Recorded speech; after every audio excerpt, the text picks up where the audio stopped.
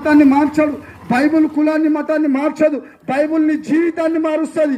తాగుబోతలాగా మేము ఉన్నప్పుడు, అంధకారమైన లోకంలో ఉన్నప్పుడు ఎప్పుడైతే ఈ బైబుల్ని చదవడం మొదలు పెట్టామో యేసు ప్రభు మా జీవితాలను మార్చివేసి మాకు సంతోషాన్ని ఇచ్చామండి.